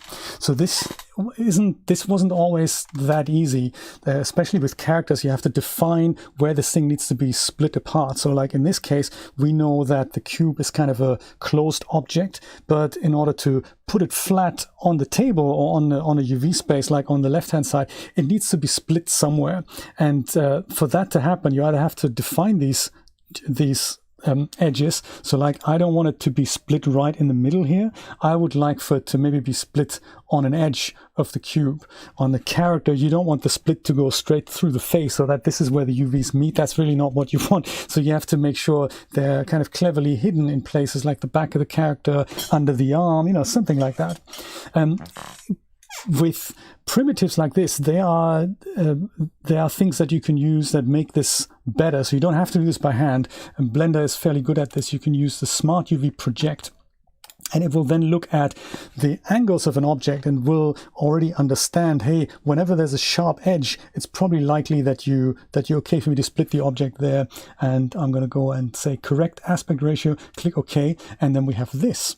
So this now looks completely different to the other UVs, which were these. We have 2 sets now. That's kind of nice. And that's really all I needed Blender to do. So notice how these are not squares. They're kind of slightly elongated, whereas the other ones, they are squares. They're perfect squares, which is why perfectly square texture tiles will look much nicer on this version of the UV unwrapping. Let me just go and export this again as wavefront OBJ, and I'll call this one DAZ Cube. Hello, DAZ Cube. My spacebar isn't what it used to be. DAZ Cube V2, because that's like, the smart DAZ Cube. I can either scale the export up, or I'll deal with that on import in DAZ Studio. I might just go selection only, OBJ objects, include UVs, keep the vertex order, also very important when you export something. I'm going to try and do this at 100%, or like times 100. I think that's going to work. I should fix the spacebar, yes. Linus, I totally agree. I'm going to leave this cube in the scene. I just move it over and see what happens if I import this guy back into here. At this time 100%. So basically just DAZ defaults. This Blender default here, by the way, this Blender import export dialog, or preset rather, that's broken. Don't use that to go back and forth to Blender. There we go. Look exactly the same. This is neat. This is nice. They both have one surface area, I think, both called default. Indeed. And I'll go back to Filament and apply one of my favorite shaders, something like this, maybe, onto either of the cubes. So same shader on both cubes. This one here, or maybe this one here. Yep, nice. Or something with round things, you know. We'll see the difference. And then the same shader goes onto here. Whoops, sorry. Surface selected. There we go. So that already looks different, even though it's the same cube. But both of them have, I think, the UV set still in here under geometry, UV maps, default UVs. That's what this guy has. Oh, interesting. That it didn't bring out both. Oh, that's interesting. Do you know why? Because I need to export the cube again and import this manually into DAZ Studio. That's I totally forgot about this. So I only have the thing called default UVs. This is the one that I set in Blender, I believe. Isn't that where we find Jack T in the spacebar? Oh dear. Chris, it's a limitation in OBJ, isn't it? So if I go and go back to, not actually here, it's fine to go into AskDaz here, UV maps. Down here, I'll go and select the DAZ UVs now. Just select them here on this little flux capacitor icon, whatever it's called. And I'll go and export that. DAZ cube V2 DAZ UVs, I'll call it. See, spacebar. And export that. Then I think on my cube, isn't it true, ladies and gentlemen of the jury, that I can go to Edit, Object, Geometry,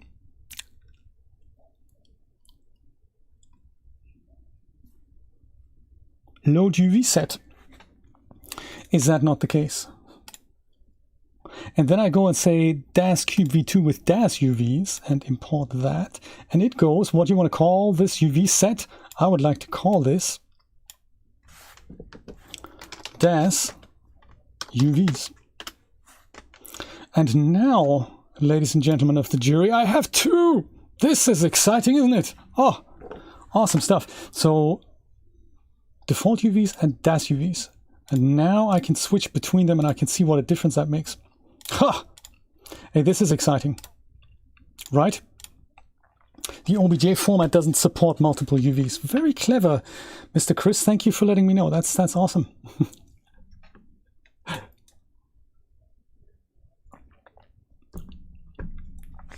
Super exotic things. Let me have a look at questions. Maybe there's other things that I haven't attended to.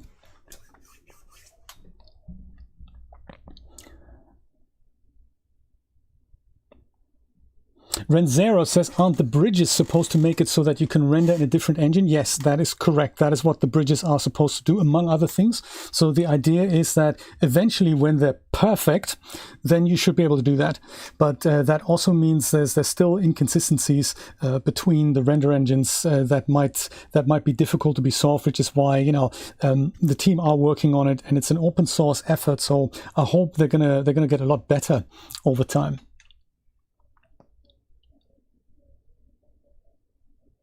I think, you know, this is all the questions I'm seeing here, which is kind of awesome. How am I enlarging the screen, Malcolm? That is done with OBS. So in OBS, I have several scenes set up that let me zoom into the top corner and then go back to the main. And I can also go and switch to other scenes, like, you know, my full camera view. Hello, how you doing?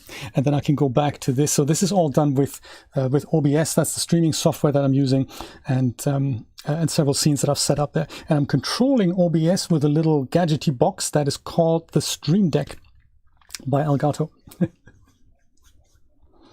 Indeed, Robert. Cheers on the successful Square Poly UV import. Yes, absolutely. So this is really important because now the shaders are looking good.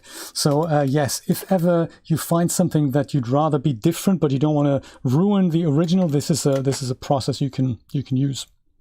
I think that's pretty much all I have, and we're coming up to 6 o'clock, so I think I'm going to go and say good night and goodbye, unless there's anything else. Drop by the non-fungible Discord server if you want to have a chat, if you want to meet a lot of other exciting people, and if you want to find out how you can maybe turn your artwork into a profitable business in the NFT space on the blockchain. Join us there. Julia's going to post a link to the server into the chat there right now.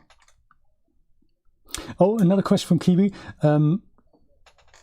Map transfer tool. We're not gonna do that today. But yes, thank you so much. I hope it was useful. If there are other questions, then please do leave them in the comments below this video. Because that's going to allow me to make quicker videos, like straight to the point. We're planning on something next year that we'll see. We're still thinking about what we're going to call it, but the tentative title is AskDaz. So you can hashtag this on Twitter or on Instagram or on Facebook. Just ask a question with the hashtag AskDaz, and if one of us knows the answer to it, then we can turn that into short videos that will explain to you how these things work. So do remember, there are no stupid questions, there are only stupid answers. So, you know, ask away. And in that Discord server from DAZ is actually a really, really nice atmosphere. It's been so nice and welcoming. We're all total noobs in the NFT space. We're looking forward to some guidance. And yes, this is the place to be. Thank you so much for joining. Have a wonderful evening. I'll be back tomorrow at 10 a.m. Eastern Standard Time on my own channel, testing out things like Russian 3D wrapping software, as well as something exciting called the Particle Shop, I believe. It's going to be exciting. Join me then, or otherwise I will see you anon. Take care. Bye-bye.